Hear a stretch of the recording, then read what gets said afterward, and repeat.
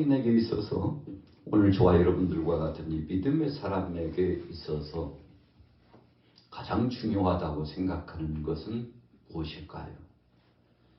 신앙인에게 있어서 가장 중요한 것은 오늘 욥이 체험한 것처럼 하나님을 전폭적으로 신뢰하되 허공을 치는 것 같이 하는 것이 아니라 하나님의 약속의 말씀을 믿고 신뢰하며 의지하는 것이 매우 중요합니다. 건축물이 올라갈 때 설계도를 만드는 설계가가 가장 중요시 여기는 것이 있는데 그 중에 하나는 기초 놓는 작업입니다. 요즘도 우리가 태평양을 중심으로 해가지고 인도까지 이르는 이 지진판이 계속 이루어져 있는데 엄청난 지진들이 계속 발생하고 있습니다. 우리나라도 예외는 아닙니다. 일본을 중심으로 해서 그 근동에 보면 많은 지진들이 계속 발생합니다. 그래서 요즘 건축물들은 과거에는 문명이 발달되기 전에는 그렇지 않았습니다만 요즘 건축물들은 지진을 견딜 수 있도록 건축을 합니다. 그래서 최하는 7 내지 7.5, 좀 많게는 8, 9 정도까지 견딜 수 있도록 건축물의 기초뿐만 아니라 구조적인 형태를 아주 신중하게 건축을 합니다. 자, 이유가 무엇입니까? 무너지지 않도록 지진을 통해서 지축이 흔들릴 때 견딜 수 있도록 하자는 것이 목적입니다. 여러분, 믿음 생활도 마찬가지입니다. 우리가 일상을 생활하면서 참 여러 가지 우여곡절에 많은 일들을 당합니다. 하루에도 또 한 달 안에도 한 해 안에도 감당할 수 없는 많은 일들이 주마등처럼 우리 곁을 지나가고 참 말로는 다 표현할 수 없는 어려움들을 봉착하게 됩니다만 그런데 그때마다 우리가 견딜 수 있는 힘은 어디서 나옵니까? 그럼에도 불구하고 하나님은 나와 함께 하신다. 우리 가정과 함께 하시고 이 나라 이 민족과 함께 하시고 우리 교회와 함께 역사하시며 내게도 함께 하셔서 일거수일투족을 하나님이 책임져 주시며 나를 도와주신다. 우리를 도와주신다. 여러분, 이런 믿음, 신뢰하는 믿음입니다. 하나님 떠나지 않고 끝까지 견디는 믿음 아니겠습니까? 오늘 본문 말씀 욥기서 23장 8절부터 17절까지 주시는 이 말씀의 핵심적인 포인트는 네가 정말 나를 전폭적으로 의지하느냐고 라고 묻는 것이죠. 욥은 적지 않게 자신뿐만 아니라 주위 사람들 때문에 많은 어려움을 겪은 사람 가운데 한 사람입니다. 여러분, 우리가 환난을 당하거나 어려움에 봉착하게 되면 나 때문 또 우리 가정의 울타리 안에 있는 어떤 조건적인 환경이나 사람 때문이기도 하지만 주위 사람들 때문에 어떤 때는 참 참기가 힘들고 견디기 힘든 경우가 매우 많지 않습니까?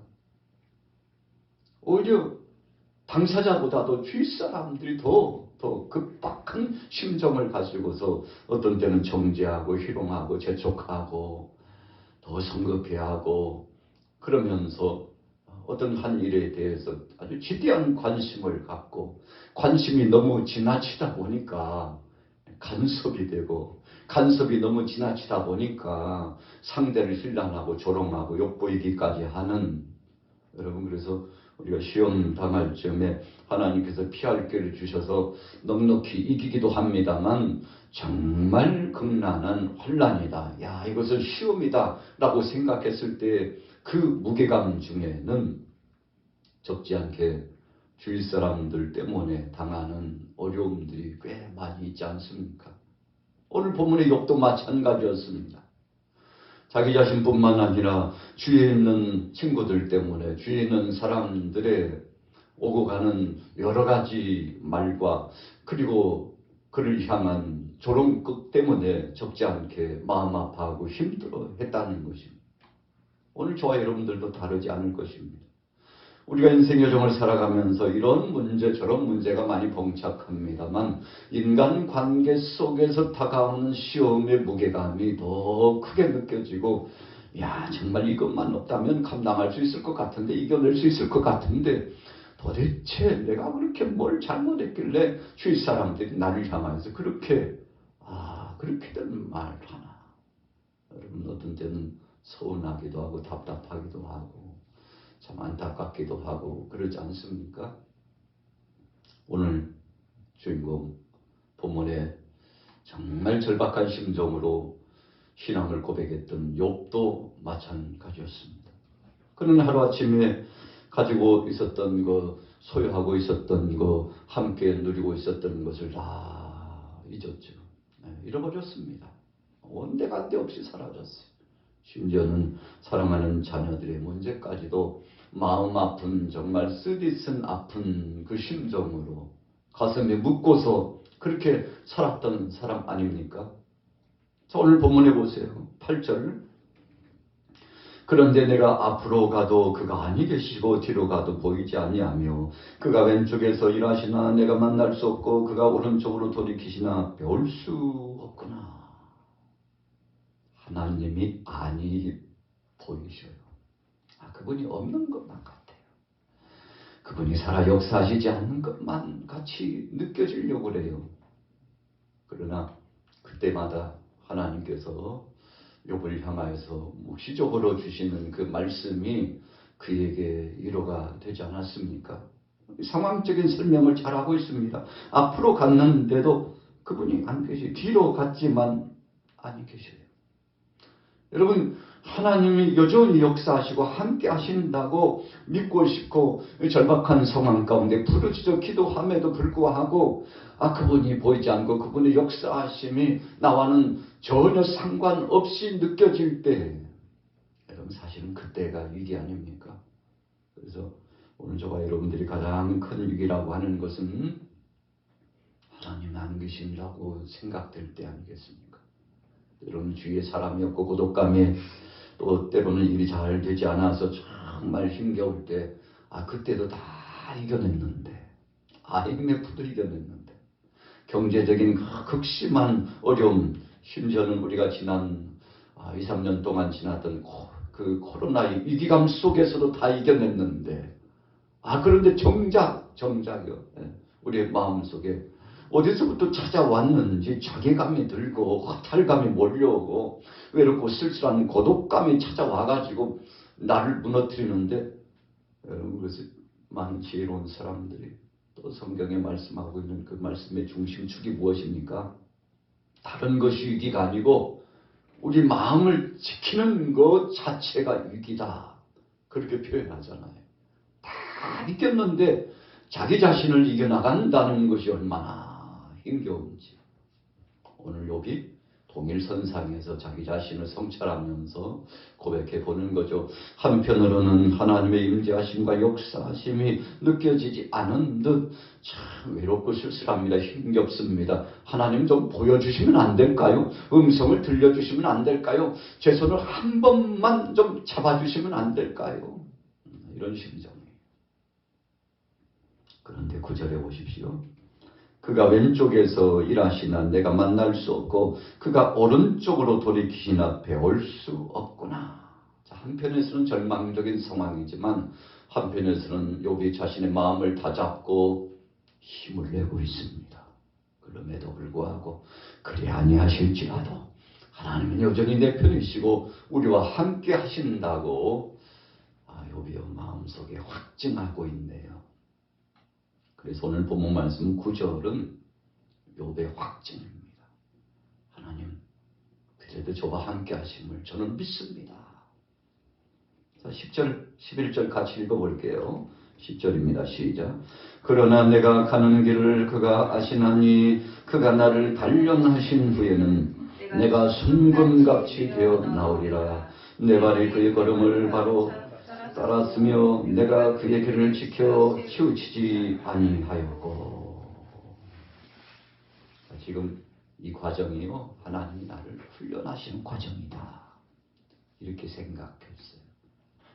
누구시 때문이 아니고 세상 때문도 아니고 세상 동조 때문도 아니고 누구 탓이 아니라 이 과정은 하나님이 나를 얼마나 좋은 것을 주시려고 훈련하시는지 하나님께서 내 삶의 일거수일투족을 다 세세히 간섭하시고 그렇게 세세히 간섭하실 뿐만 아니라 구체적으로 하나님이 계획안을 가지시고 내게 가장 좋은 것을 주시고자 하시는 이런 과정이라고 하나님이 지금 그렇게 나를 이끌어 가시는 것이라고 욥이 그렇게 신앙 고백하고 마음속 깊숙이 확정하고 오히려 더 나아가서 하나님 앞에 감사하면서 하나님 그래도 저에게 이길 수 있는 힘을 주신 것을 감사합니다. 이 과정을 지나 놓고 나면 지금 산을 넘고 있는데요. 물을 건너고 있는데 하나님 불과 같은 위협함을 지금 통과하고 있는데 이거 통과하고 나면 주여 이것은 터널이지. 주여 이제는 새로운 세계가 열려지고 소망이 있는 것이지 절망의 늪이 아닌 것을 믿습니다. 여러분 이런 고백을 참 욥이 하나님 앞에서 사람들 앞에서 진솔하게 믿음을 지금 보이면서 자기 자신을 간수하고 있는 겁니다. 여러분 마음 빼앗기면요 무너져 내리는 겁니다. 어떤 상황 속에서도 이 마음을 지키면 이 심령을 주님 앞에서 지키면 더 구체적으로 말씀드리면 믿음을 지켜나가면 된다는 것입니다. 여러분 우리가 믿음을 내려놓기 때문에 절망적인 상황이요 안 된다고 생각하는 그 생각이 우리를 지배하고 얼마나 짓눌리고 공격하고 깨트려 버리려고 하는지. 그러나 끝까지 붙잡고 가면 그 다음 역사는 하나님이 하신다는 것입니다. 내가 순금같이 나오리라. 자, 시간차가 있다는 것입니다. 그래서 10절 중반절에는 그가 나를 단련하신 후에는 소나 범사 때가 있고 기한이 있다는 것입니다. 그 시절을 좀 지나면 되는데 때로는 1시간이 될 수도 있고 1년이 될 수도 있습니다. 10년이 될 수도 있습니다. 하나님께서 우리에게 사인을 주시면서 조금 기다리라고 말씀하실 때가 있죠. 그래서 욥기서의 핵심적인 포인트 키워드 하나를 정하라면 인내. 욥의 인내를 보았다. 욥의 인내. 여러분 그래서 욥이 승리할 수 있었던 비결 여러 가지 아주 중요한 것들이 있습니다만 그가 끝까지 참고 인내했다는 거 아니겠습니까? 자, 11절에 보세요. 내 발이 그의 걸음을 바로 따랐으며 하나님만 보기로 작정했어요. 바울이 오랜 동안 선교 사역을 감당하면서 큰 성업을 이루고 하나님 뜻 가운데 사역을 진행했지 않습니까? 비결이 무엇이었나요? 예수님 한 분만 바라보고 가기로 작정했습니다. 예수 그리스도의 십자가 외에는 자랑하지 않겠다고 했습니다. 나된 것은 내가 잘나서 아니고 주님의 은혜라고 고백했습니다. 그분이 해 주셨고 앞으로 하실 것이고 하나님께서 역사하시리라고 전폭적으로 믿고 나갔습니다. 바울과 실라가 선교지에서 참 억울함을 당했습니다.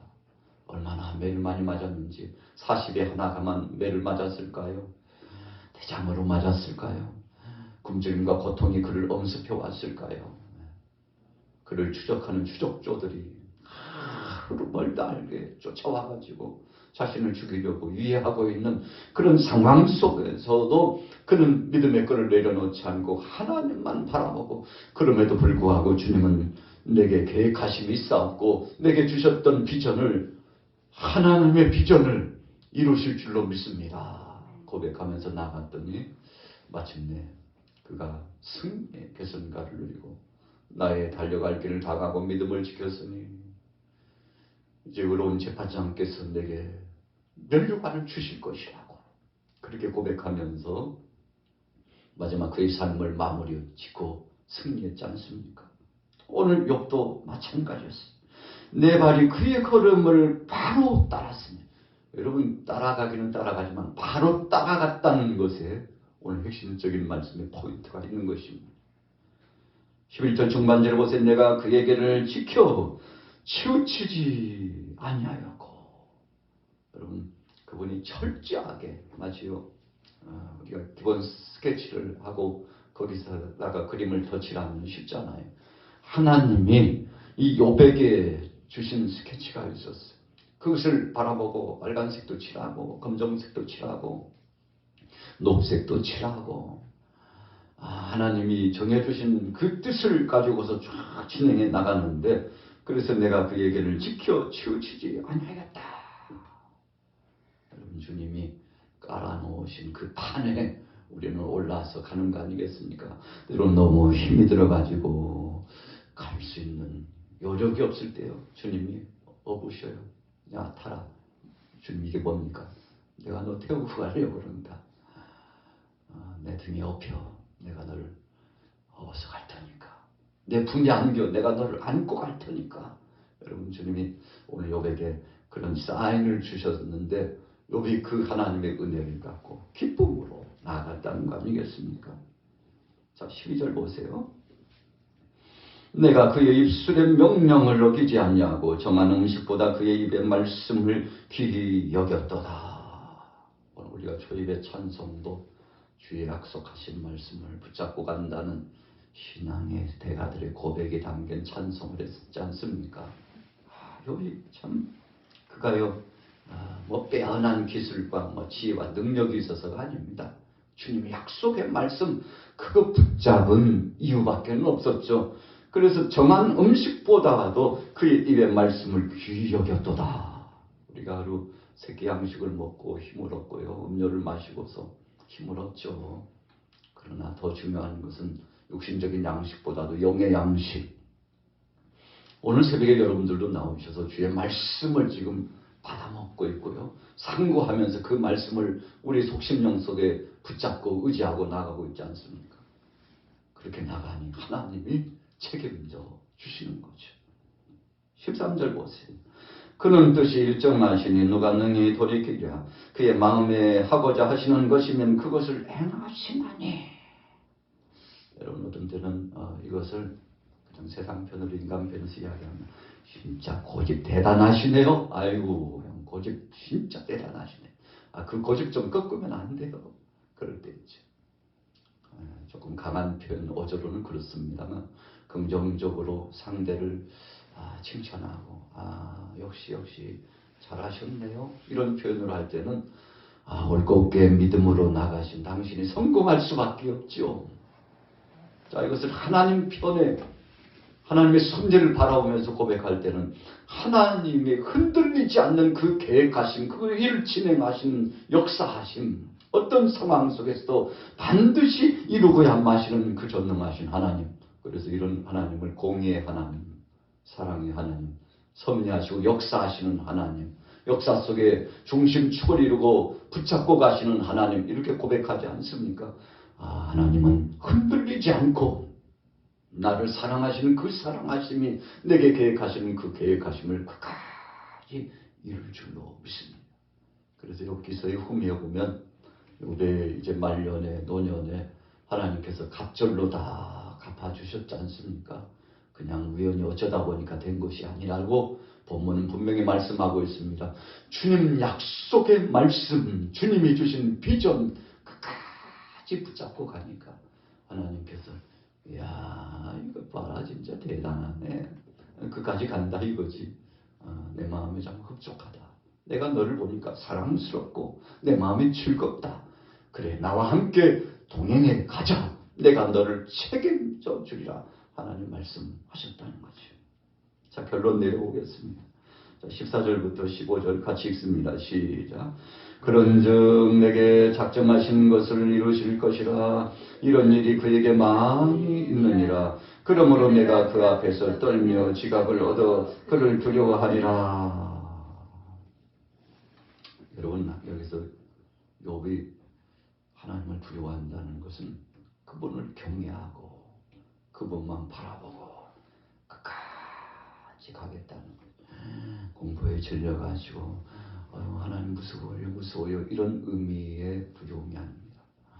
그분은 한번 정하신 것을 반드시 이루시고 어떤 상황 속에서도 약속하신 것을 버리지 아니하시고 책임지시는 하나님이시기 때문에 두렵고 떨림으로 그분의 역사하신 손길을 믿고 의지하여 갔다는 것입니다. 여러분 이것을 다른 말로 표현하면 하나님을 경외합니다. 우리가 두렵고 떨림으로 그분을 바라보고 그분을 의지한다. 이런 해석을 경외라라고 표현하지 않습니까? 여러분, 그래서 우리가 이 새벽 이 시간에 나와서 예배자가 되는 것은 하나님을 경외하기 때문에, 그분을 우러러뵙고 그분을 끝까지 따라가고 그분이 책임져 주심을 믿고 의지하고 나가기 때문 아니겠습니까? 욥이 그의 삶 가운데 갑절로 받았습니다. 하나님의 역사하심을 체험했습니다. 하나님을 찬송하고 영광 돌리면서 은혜를 경험하게 되었는데, 오늘 하루 동안도 여러분들과 저의 삶 가운데 그런 역사가 있었으면 좋겠습니다. 하나님의 계획하심과 하나님의 역사하시는 그 놀라운 역사가 우리 가운데 풍성히 이루어지고 끝까지 믿음으로 나가게 되시기를 예수님의 이름으로 축원합니다.